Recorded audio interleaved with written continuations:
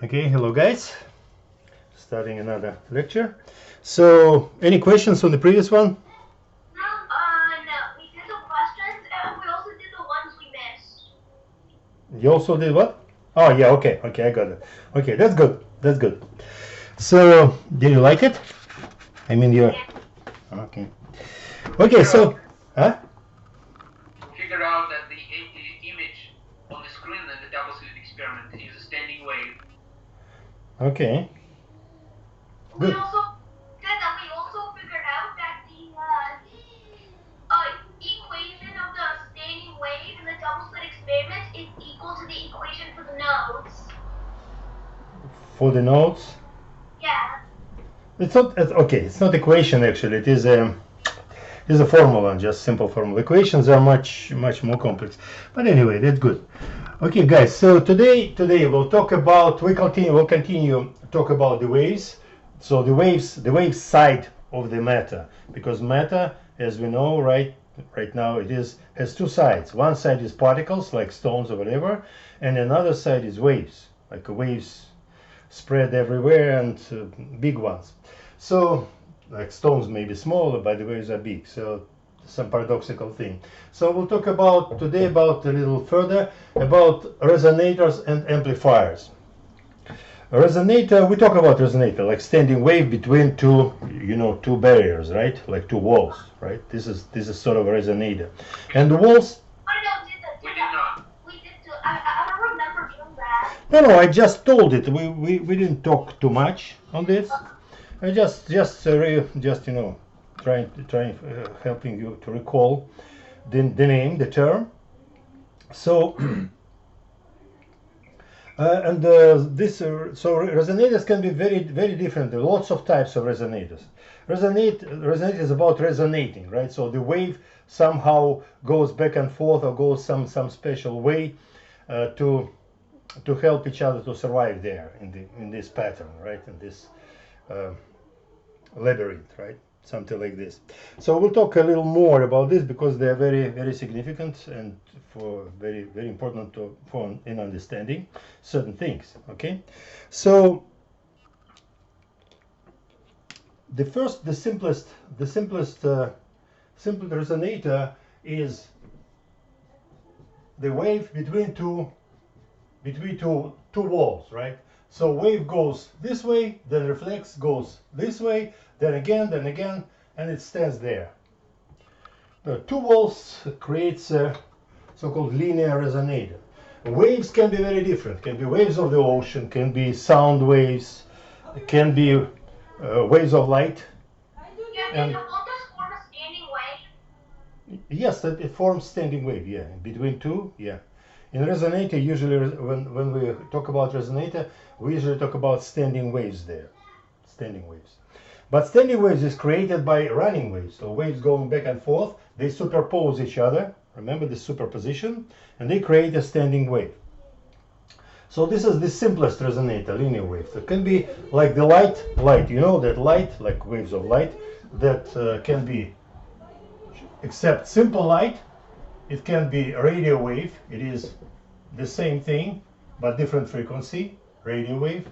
It can be infrared light. It is actually the feel that you feel when you come close to the hot thing, like an iron or kettle, you know, and you feel hot radiating from it. This is infrared radiation. It is the same as light, but with a little lower frequency. Then ultraviolet, UV, which gives you 10 in the sun when you got 10, right? It is ultraviolet. It is the same as light, but a little higher frequency than light. Then also there's the X-rays. You know, when you go to X-ray, right, to find out what's inside you. X-rays are actually, again, this is all electromagnetic waves. So it's a light of very high frequency X-rays. And also there are so-called gamma rays. Gamma, it's a letter, Greek letter. So it's gamma rays. It's a very energetic, very high frequency radiation. and again it is electromagnetic thing. So they all are of the same family. So what was the question? There wasn't any question. Okay. Wait, did you write microwave? You know, guys, if you want me to answer, just speak louder because it's difficult for me to hear, and especially when I'm speaking. Okay, so it's very difficult.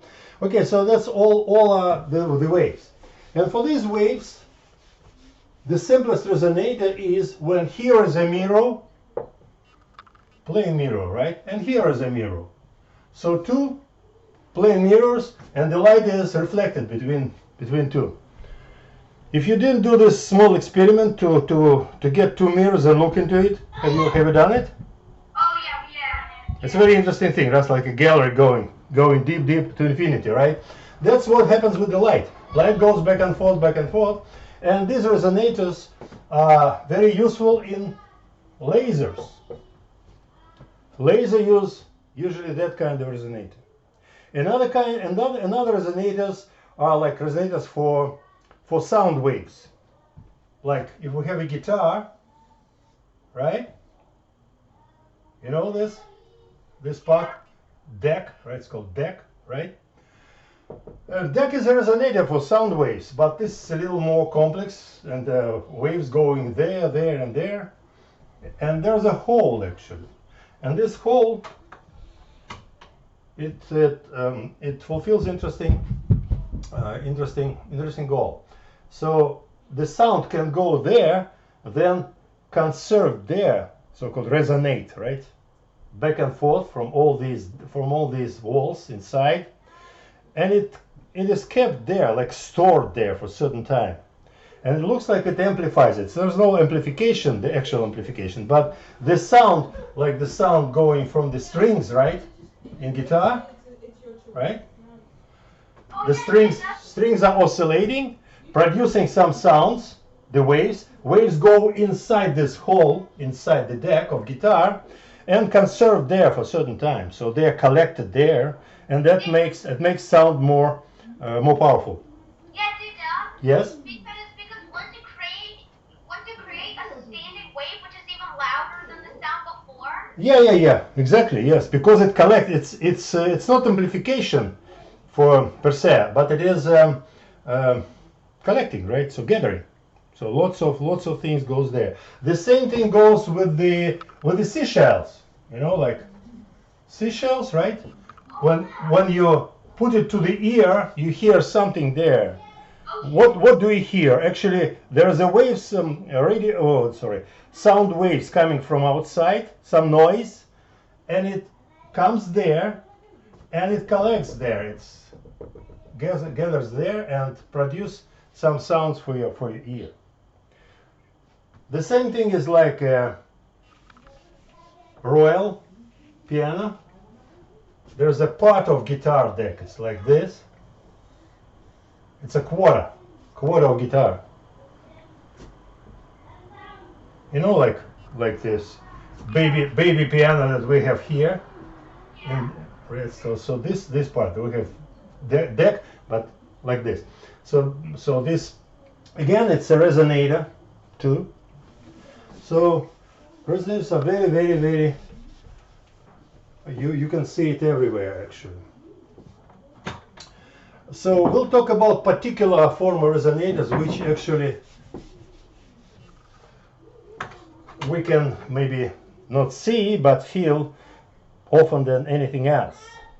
So, like for example, if you have a resonator like this for the sound, the tube, right, circular tube, and there's a sound goes like this, goes this way.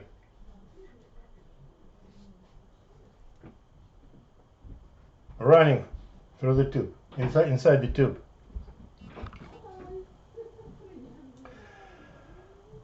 What do you think may be a condition for the wave, stable wave there? What do you mean? What kind of wave can appear there?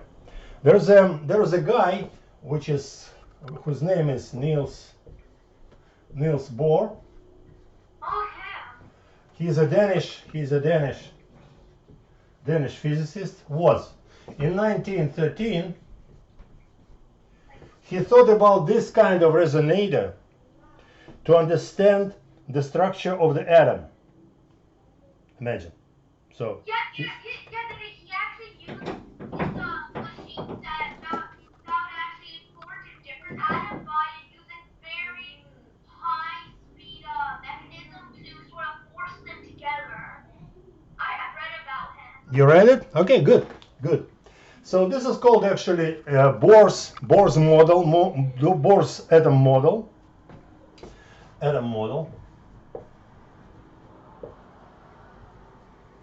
And what he actually used to that moment, remember we were talking about this duality of quanta. As quanta, there are waves and particles, right? And Niels Bohr thought about that quanta when rotating around the nucleus of the atom, right? It should behave like a wave going in circles, right? And he put so-called Bohr's formula for this, and Bohr's formula is like this. So, okay, if the radius of this circle is r, right, this circumference, right, is 2 pi r. Remember that formula, right? So this 2 pi r should be equal to n multiplied by lambda, which is the wavelength. Here's the wavelength, and n is a whole number, 0, 1, 2, whatever, but whole. What it means that the whole number of the waves, lambda is a wavelength, right? So the whole number of this lambda can be put on this circumference of the ring, where the electron is running.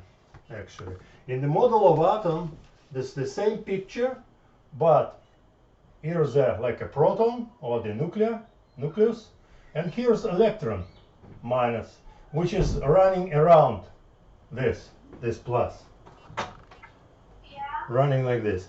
And Bohr suggested that there's a wave. Of course, the electron is a wave, and this wave goes this circumference. It should be like this.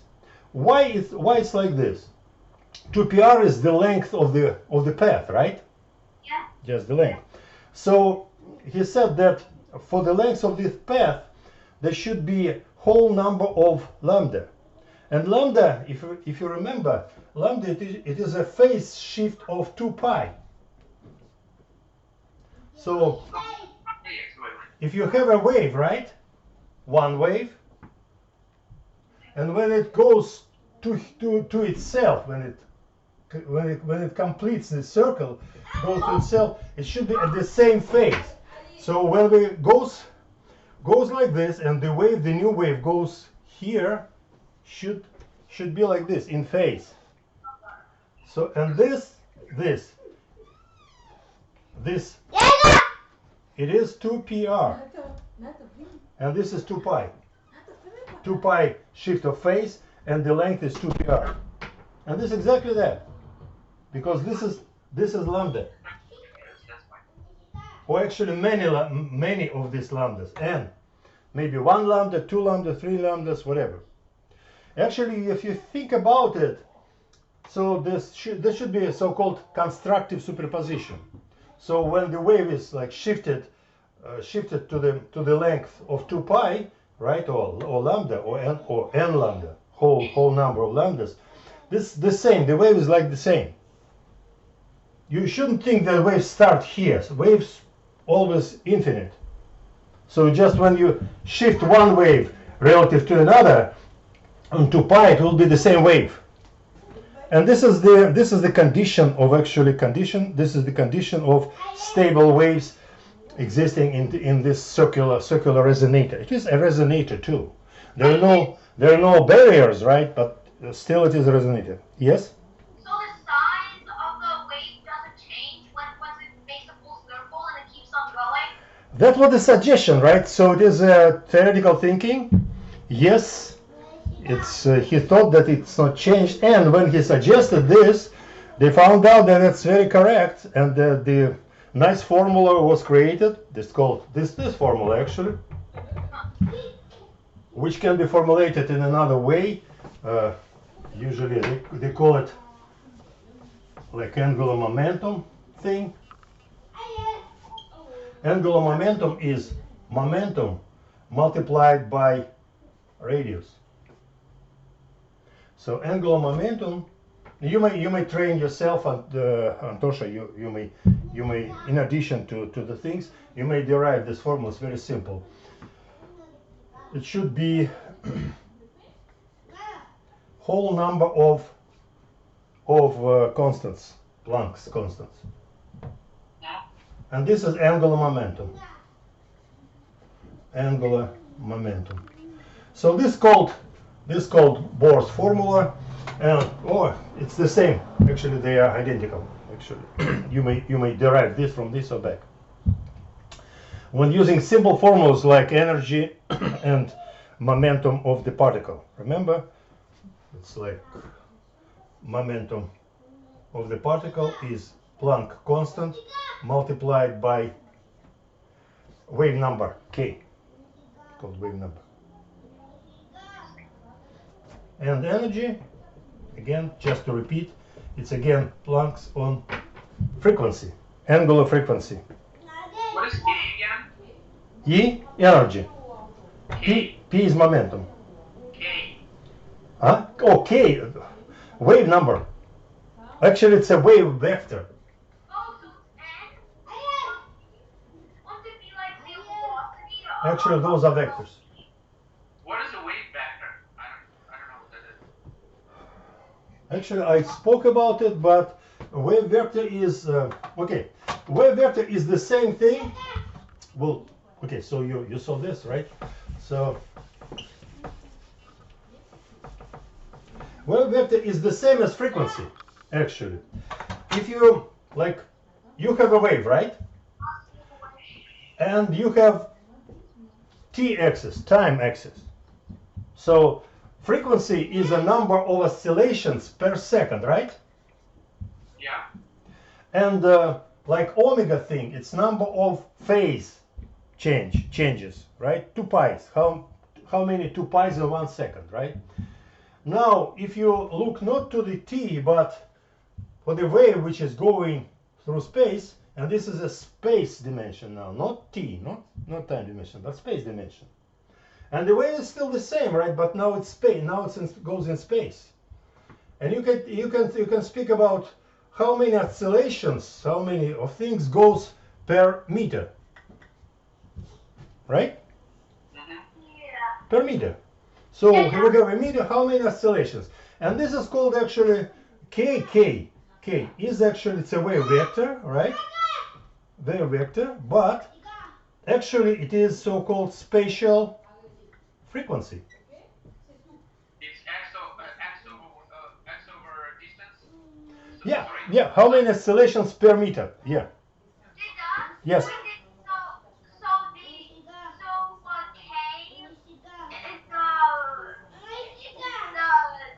velocity of a wave? It's not velocity. Oh. Well, it's a spatial frequency. We have regular frequency, angular frequency. We'll talk. I'll write it for you. I understand it now. No. Just okay. Angular frequency, right? It is 2 pi divided by t. T is a period, so the time where or one oscillation. This is t. Oh yeah, T. Okay, I get it. And k is again 2 pi divided by length, wavelength. So it's t for t, and it's lambda for x dimension. Lambda is for space dimension, and t is for time dimension. So it's the same as spatial frequency. This is like a temporal or time frequency, right? Temporal frequency, and this is spatial. So spatial, What's the difference between temporal. what's the difference between T and what's the difference T and what? T and X. T is time, X is space. I know, I just don't get the space part. I don't get it. Okay, you just imagine, a wave, right? Yeah? A wave is going, right? It's moving. Yeah? It's moving like on the surface of the ocean, right? Surface of the ocean is a two-dimensional like surface, right? So it goes through the ocean. So you have this is X direction, right? This is maybe Y direction, another dimension, right? So X is this one. And also you can stand and look at these waves going in front of you. And then you are talking about time dimension. So you're just watching how oscillations come here, right there, at the point, right? So if you fix the point X, you will see the time oscillations. If you fix the T, so in one time, just look right away how the picture is looking, and you see the pattern of the waves in dimensions. So what are dimensions? The space dimensions. So right now, like exactly like how much is 6 hours, like 26 minutes and some seconds, right? Exactly at that moment. What we have the picture of the ocean? We have this picture, X. We have lambdas, wavelength, right? But when we fix X, we can see only right X. We're looking right at this moment, at this point only, not the whole ocean, but just one point. And at this point, we have oscillation of waves. You say, okay, waves goes up, down, goes up, goes down. Oh, now I get it. Okay, okay, guys. Just think about it. Yes, very interesting. And you see, there are both actually frequencies. This is a length. You may say about T period is a wavelength in time, and lambda is a period in space. And again, this is temporal frequency. This is spatial frequency. So they're very similar, but one is in space, and another is in time, right? Now, so why Niels Bohr thought about such thing and about this atom model? Because classical physics, which was pretty good developed at the moment when Niels Bohr started thinking about it, it says a certain thing, that when the electron is rotating around nuclear, right? Around nucleus, the curvature is very big. You see, the atom is very small, extremely small, right? And the curvature is very big. And when the curvature is actually the curvature, right? It's proportional 1 divided by r. R is radius, right? Radius of orbit. Electron orbit. When you look, so R is actually this the effective radius of atom. It is called Bohr radius. The smallest one. Bohr radius. It is about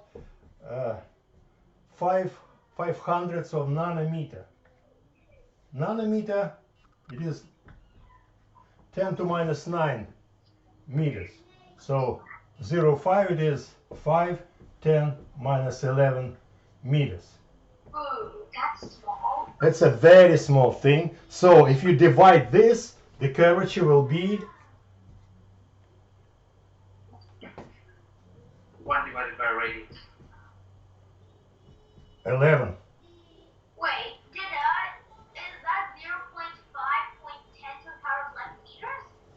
Or is it 0.5? 10 to 11. Curvature will be very high. 10 to 11. 10 with 11 zeros. Wait, sorry, I have an unrelated question. Could you do something like 5.6.7 or something like that? This is average, right? I'm not talking about direct measurement. So yes, probably if you look, if it's 5 to 7 or something like this, yes. But it's average. It's average numbers, right? Average digits. So just to understand that the curvature is huge enough, 10 to 11, right? 10 to the power of 11. And if you okay, and if you think about it, remember we talk about curvature and acceleration. Remember? Yeah.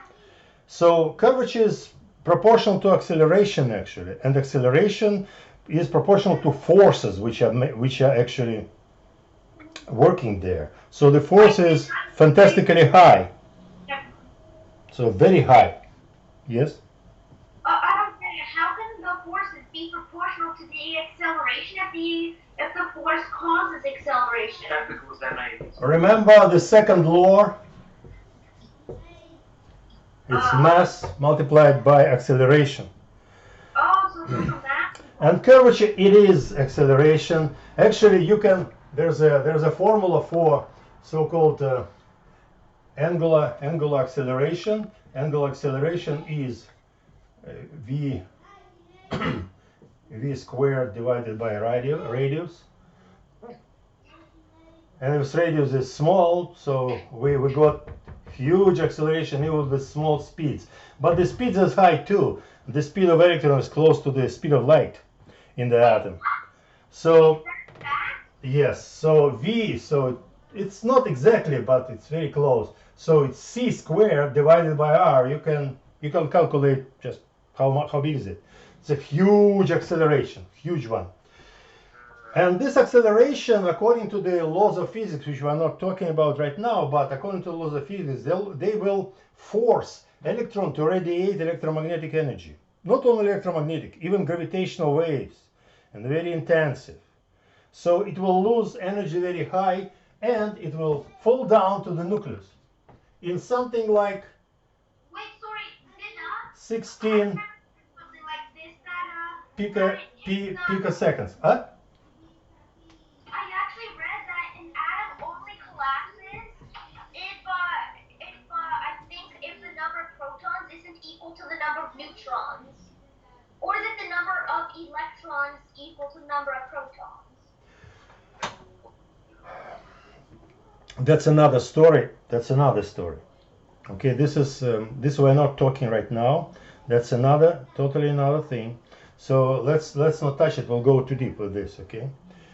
It is what we're talking about is criteria of stability of atoms, but this is not about this particular feature, because atom is nucleus, which consists of protons and neutrons, right? We actually protons and neutrons in the nucleus, they are moving too. They are not like they're not sitting there. They're moving again. Believe it or not, they're moving with the speeds of light too. Nucleus is very small. It's smaller than the atom, like I think 10 minus 7 of diameter of atom. So it's very small. Actually, what we have around, it's almost free space. Like empty space. Inside there are smallest dots of matter, because the whole matter, the inertia and mass of the matter, our matter consists of, it is in nucleus. Electrons are very light, like 2000 times lighter than the nucleus electron, than the proton actually. So they're very light. They do not consist like real matter, but they form the size of the atom. And the size of the atom is like this and higher. This is the smallest one. It is called Bohr's radius, right? Oh yeah. Or Bohr's atom radius. So they calculated according to the classical physics that's about 16 picoseconds. And pica, if I'm not forgot, it is 10 to minus 19 to the power minus 19. So 16 to multiply by 10 minus 12, sorry, not 19, 12, minus 12 second, this will collapse. The atom should collapse because of the big curvature of this thing, and this model would not work. So to understand this, Bohm suggested that there's a wave going around, and because there is no smaller wave than one lambda equal to 2 pr. Remember this formula that I created?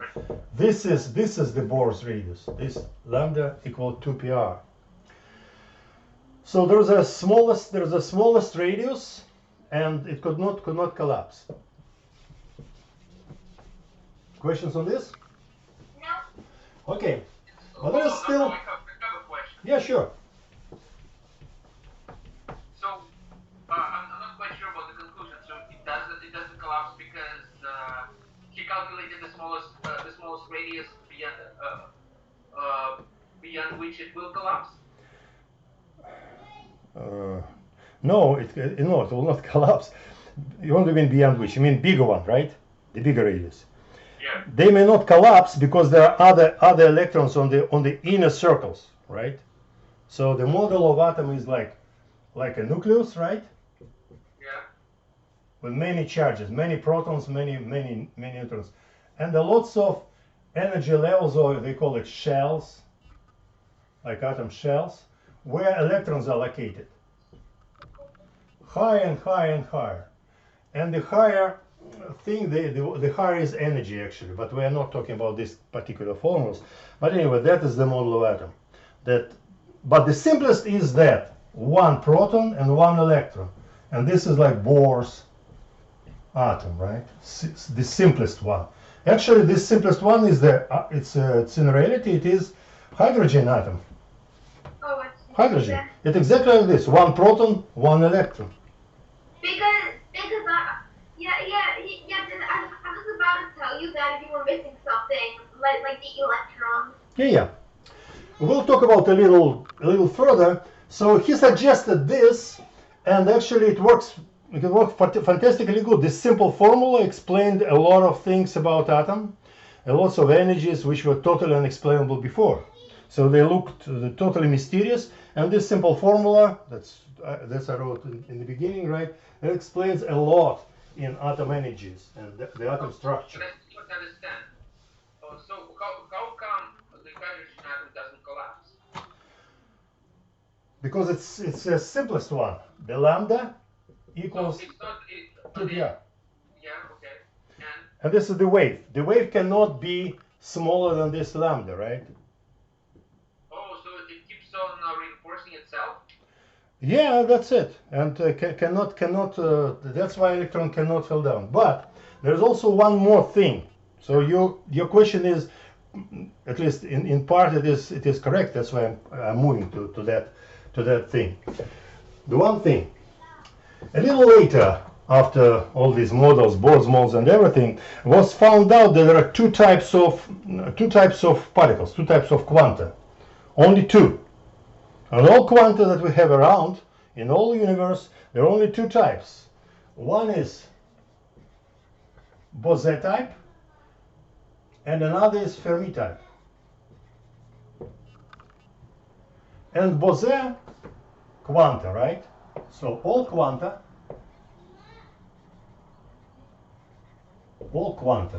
are Bohr or Fermi, nothing in between, only this or this. Bohr are individualistic. Oh, I'm sorry. They're collective. They have collective character. Collectivists, we may call them. And Fermi are individualists.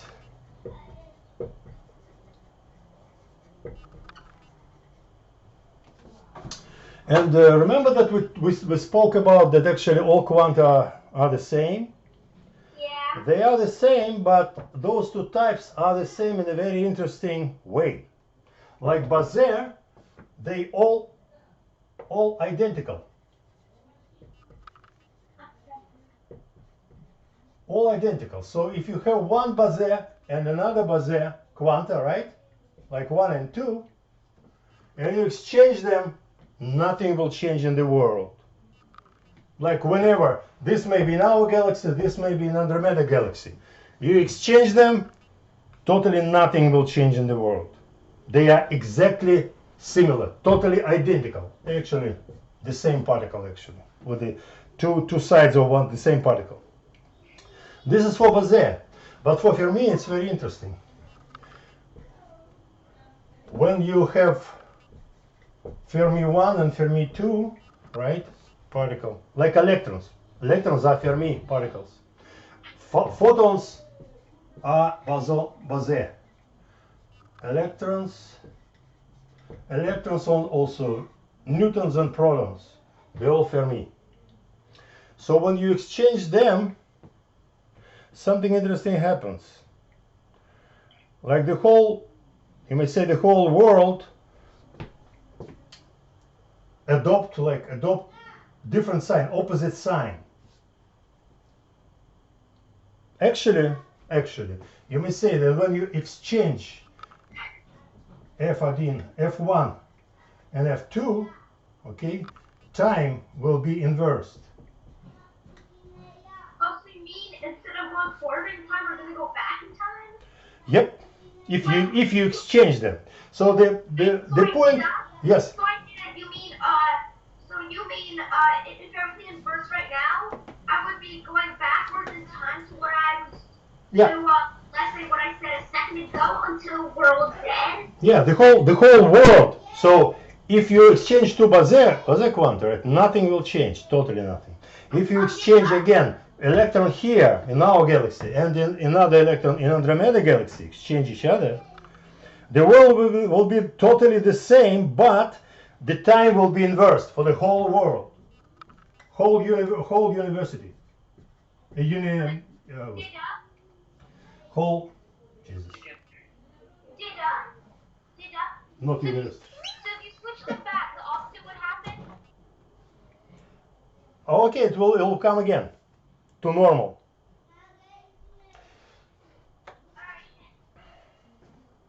So what is actually happening there? What is actually happening there? So Bose are all identical, right? But for me, as individualists, they identical. They are two identical, but they're identical in their uniqueness.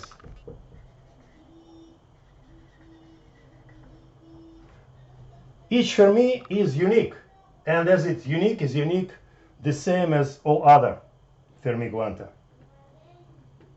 So in this case, what happened? What is happening? We have Fermi quanta, like of all of the universe, right? The whole universe. They are ordered like numbers. And the order is the order of time. They're all ordered. The whole universe is ordered by Fermi things. And when you just a second, let me finish. And when you take like number 2 and number 6, for example, and exchange them, right?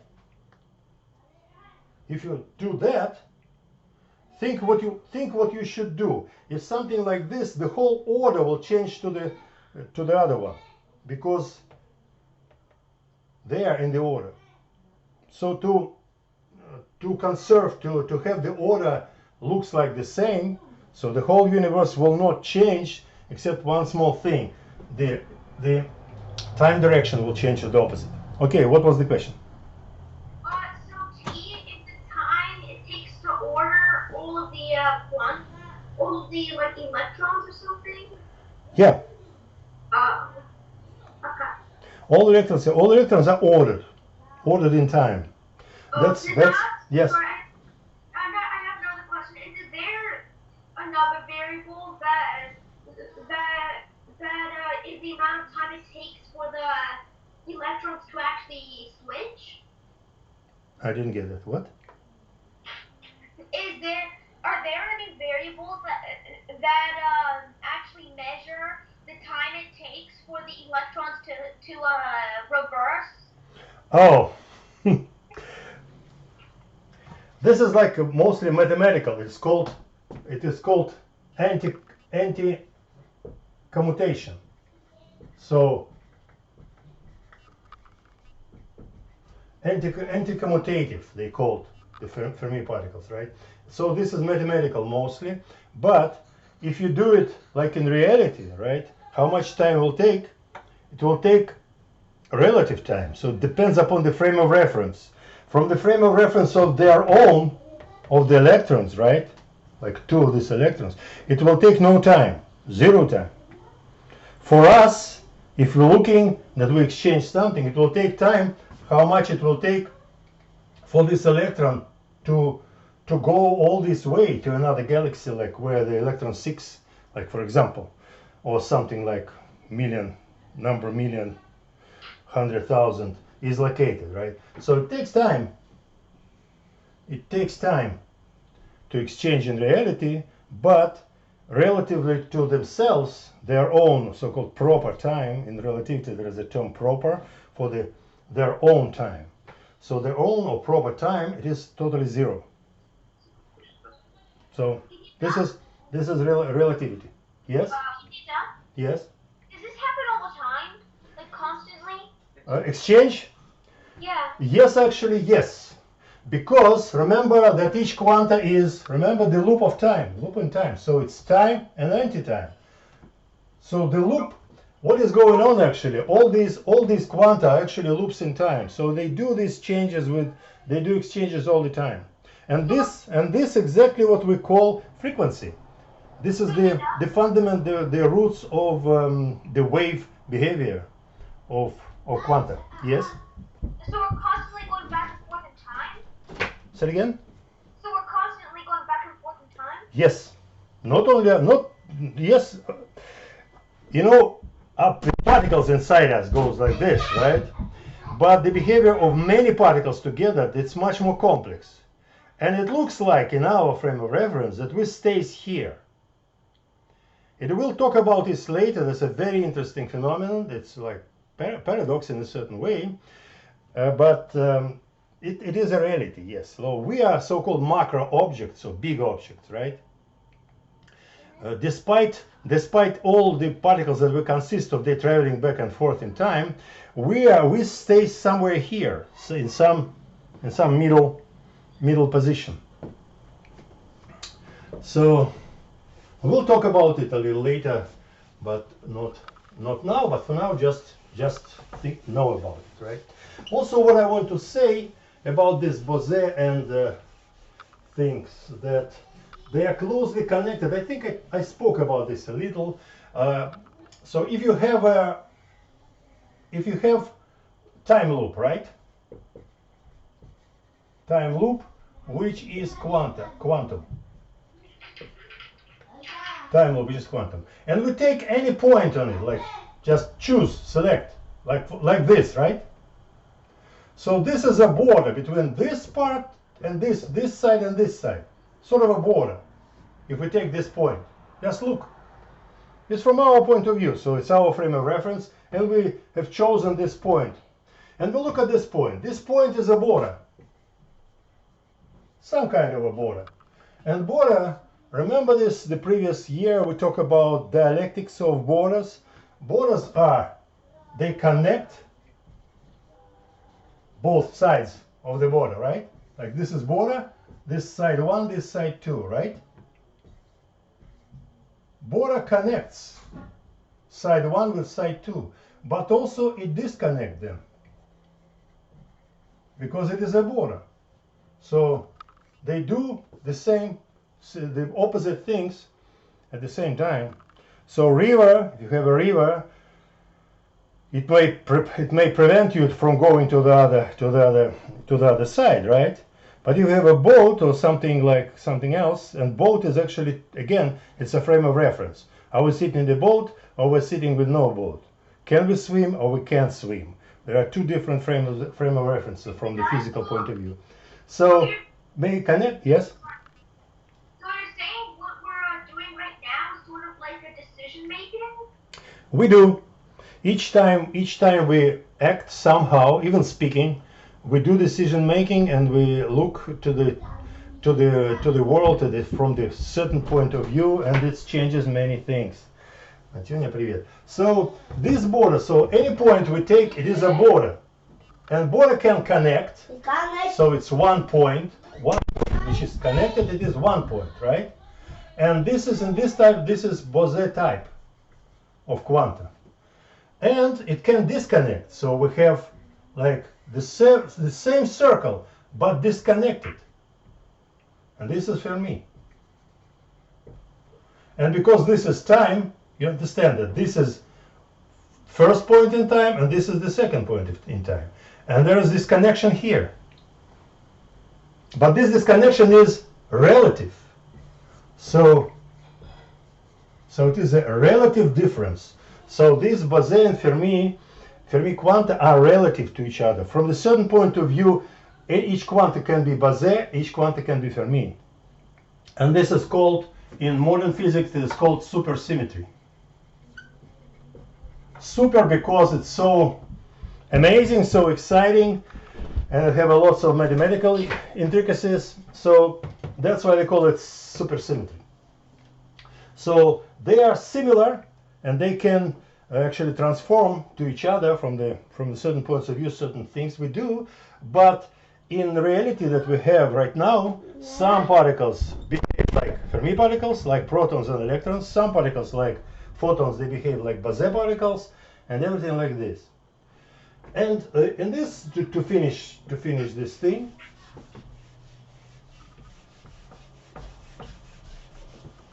if you don't have questions right there, I'll say that this thing, Bose and Fermi, they have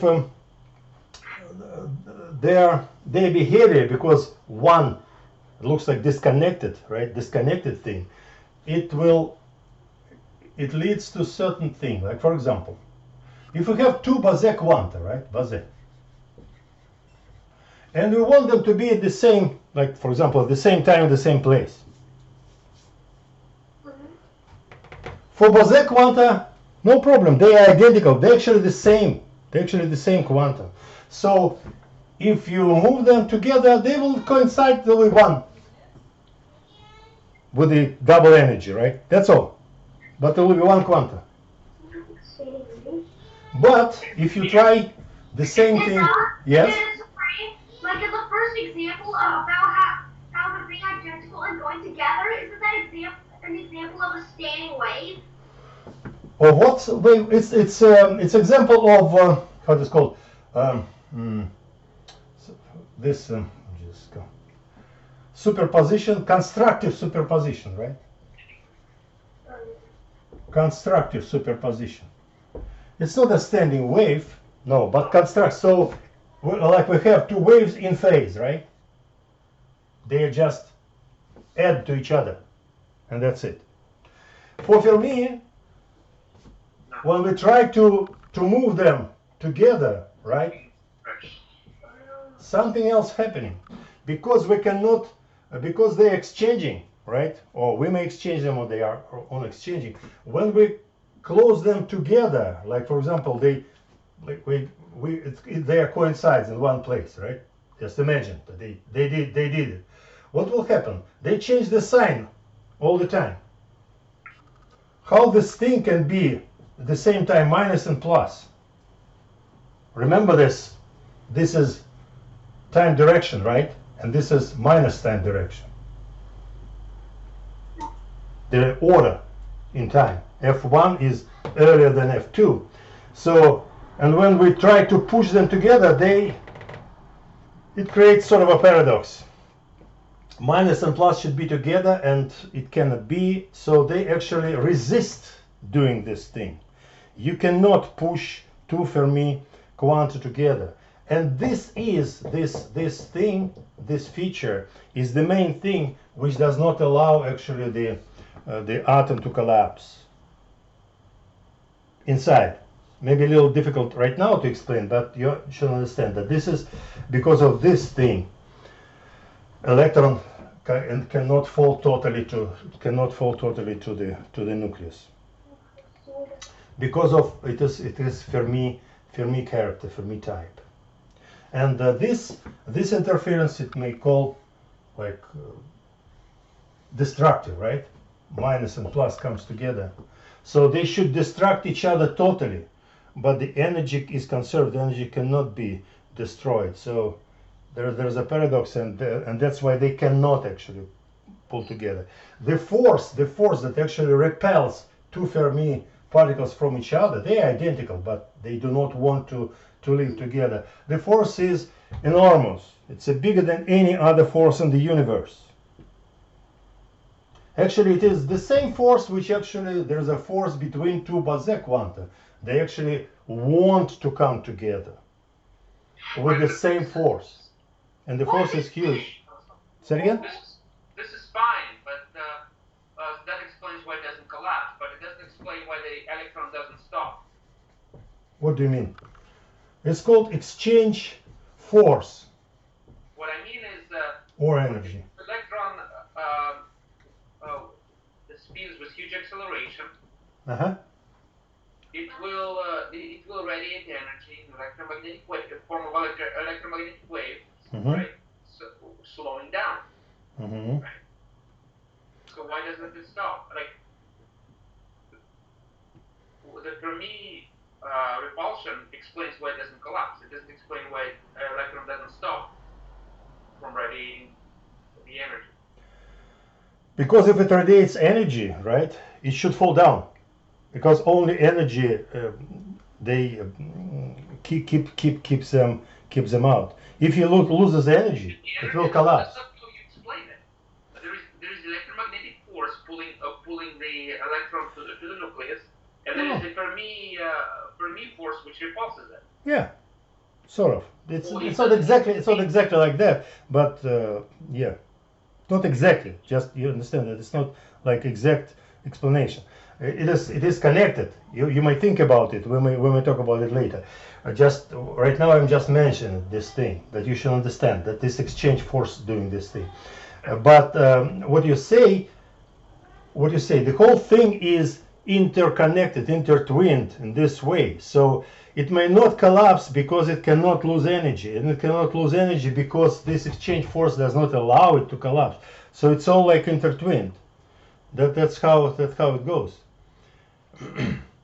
And there are two ways to come to it. First is this Bohr's model of atom, right? So there's a wave which cannot be shorter than the certain length, right? Because the radius is a certain radius.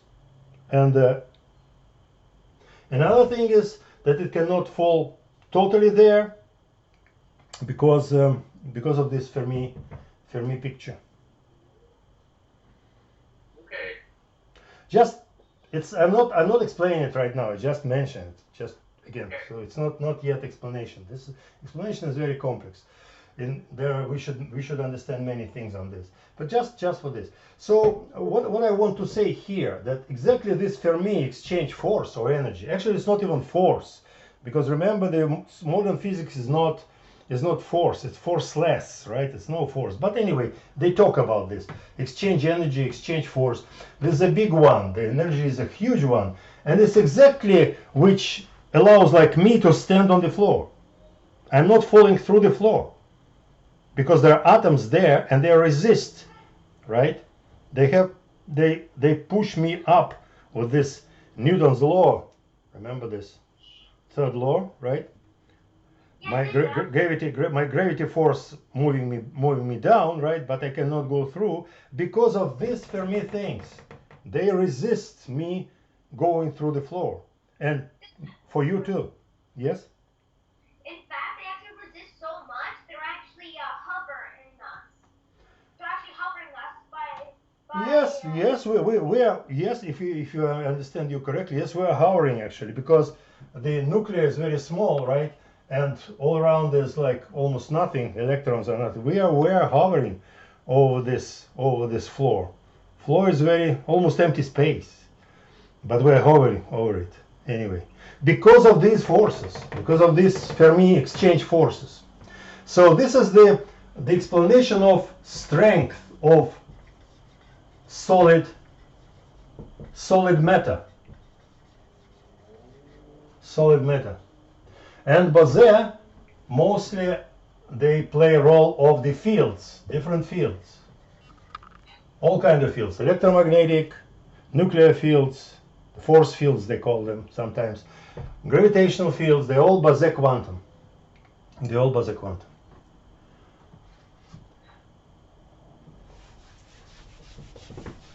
And some to understand how the behavior, I'm sorry, coming a little longer, but just for you to understand the behavior of Bose quanta, we talk about Fermi quanta, like Bose quanta, their collective behavior is very interesting on the other side. So what they do, like lasers, they use this phenomenon of Bose quanta, because photons are Bose photons. We have this matter which is called amplifier, quantum amplifier. Quantum amplifier. There are special, we have lots of atoms in a special state with a higher energy than normal. They're called metastable. Meta means medium, metastable. So they're stable but not that much. And we have certain photon going inside this media, right? Inside this material. It may be liquid, maybe solid thing, whatever. Lots of types of amplifiers. So the photon goes here, right? And goes there inside. It should be transparent, of course. This media should be transparent for the photon to come there. And because Bose they like really to be in one state, all these atoms are induced or forced, right? Induced, forced to radiate with the same photons, exactly same photons, of the same energy, same frequency, same wave vectors and lambda. So, like each photon creates two photons, right? Because one is radiated, another is the old one. Then each of them creates another two. One is old, like another radiated. One is old, another radiated. You see what's going on? It's like a tree, right? So number of photons, they grow like a tree in geometrical progression. So doubled, and this process goes very high, to the high energies. And all these photons are in the same state. They are actually almost the same photons as the previous one. And it goes very far. They're very similar in a very interesting way. Like, for example, this amplifier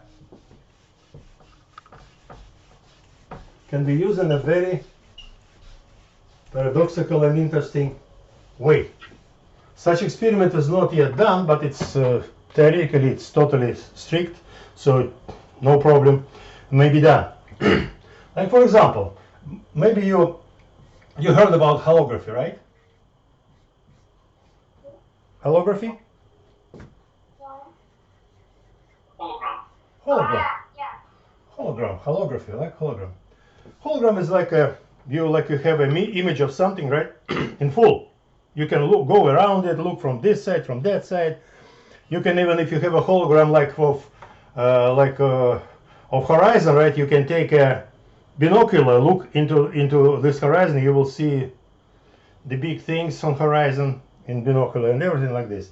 If hologram is a hologram of a mirror will reflect you. You can look into it like a mirror. If hologram is a hologram of a lens will amplify, will make bigger things. All that sort of things. The hologram is a total optical image of the real thing. Now, and we have like a person, and we have some photon which is flying over it. It's not even hitting the person, just one photon, single. If it goes there, and we have here, for example, we have here photofilm, right? Some photofilm, like some photoplate, which can register photon, right? So this single photon pass you somewhere and hit this, and it will give you just dot. Remember? Because photon is a particle too. So it goes like this and just one dot. No picture, no nothing, just dot. But if we put here between photofilm and the person here, this like laser amplifier, which multiply amount of this single photon, right? There are like lots of photons radiated here, right? Lots and lots. They go here and they create a picture here. They create a hologram. When you look at this hologram, it will be the whole picture of a person. Even this one single photon just did not even hit you. It just goes somewhere around.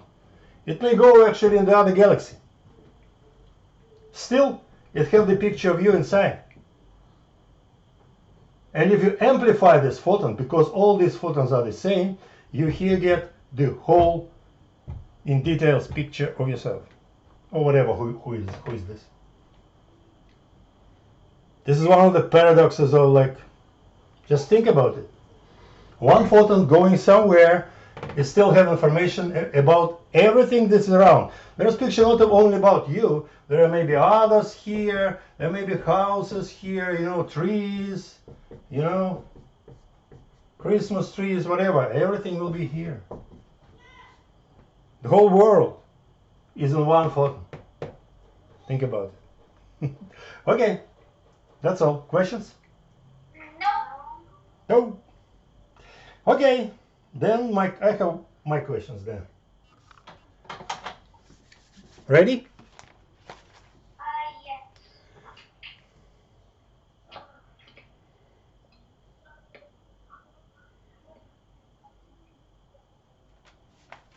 Right. So the question 1. Calculate. So formula and try not only formula but get the numbers. Just for you to understand. Calculate wavelength and energies.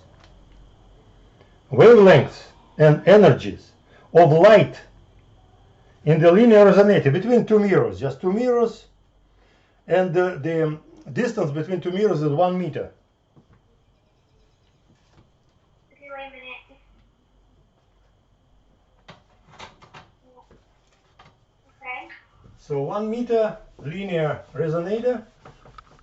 Calculate this, the waves, standing waves there for the photons. So it's light, right? Light thing. And wavelengths and energies. So two mirrors, right? Mirror 1, mirror 2, and some standing waves. And not just all standing waves, but just first three of them, right? Remember these three. First is the one standing wave, then another standing wave, and other three. Like they called harmonicas. So for three of them. Energies and wavelength. Okay, second question. Oh, wait a minute. You got to skip that. Okay, wait a minute. You got it?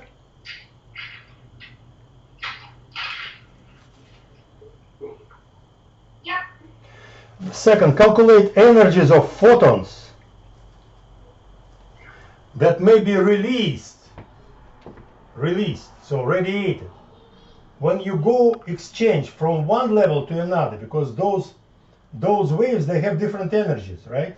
So from 1 like to 2, from 2 to 1, like from 3 to 2, from 3 to 1.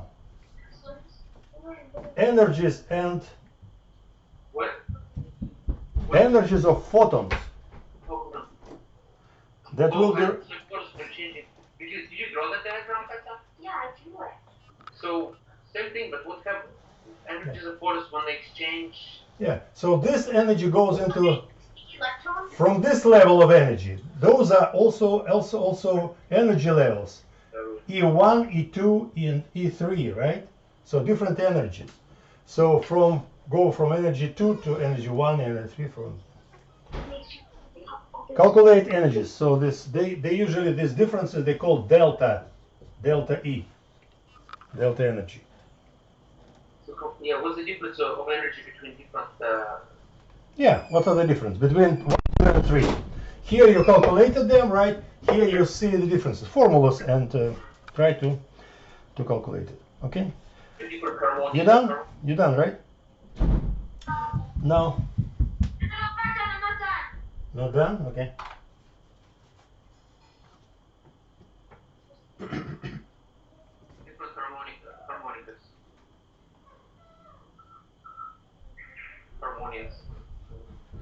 Can I erase it? Almost. Almost? Okay.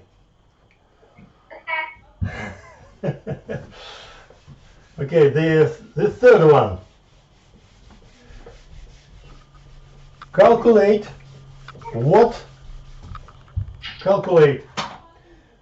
wavelengths are resonant. The formula, right? Resonant in the resonator like this. It's a tube, open tube. Both ends are open.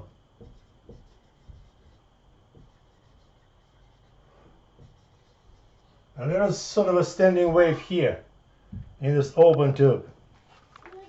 Calculate standing wavelength.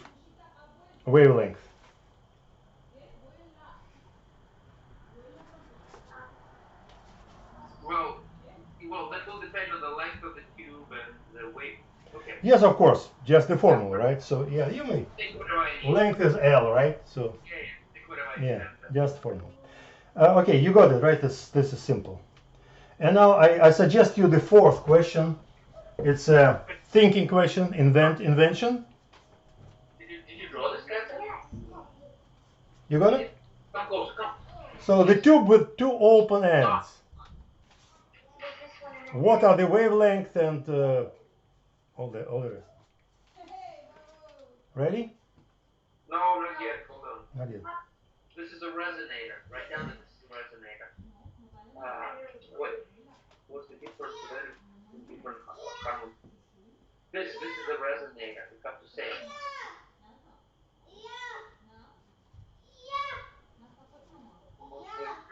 Like this. Like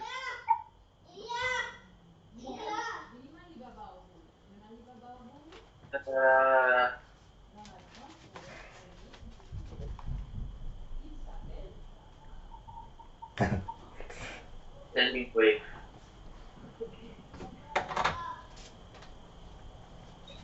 Okay. Okay? And this is kind of, I suggest you to make an invention. Number 4. Maybe if you look around, you can see that there are holographic pictures. You can see them in the museums or anywhere, right? Probably you saw them. But there is no holographic TV. And actually, I can tell you that nobody knows how to do it right now. So I suggest thinking about what I said before, for the last 2, maybe 3 lectures, right? I suggest you to invent, actually, holographic television. The main principle, of course, holographic TV. And Antosha, you know how the regular TV works, right? There's a screen, right? And there are some ray, right? Goes here, put in the dots, you know, right? Yeah. So using this idea, can we actually create holographic TV, which is not done yet, but suggest some ideas. Think about it. So I think it's a very fruitful thing, and just suggest some idea for holographic TV. Can it be really done? And what should it be? Just, move your imagination. Okay, guys, any questions? No. Okay, guys. Big kisses from mom, from Baba, from Babu. Okay? И от меня тоже. Okay, guys. Okay. See you guys. Next lecture. See you. Yeah, I love you guys.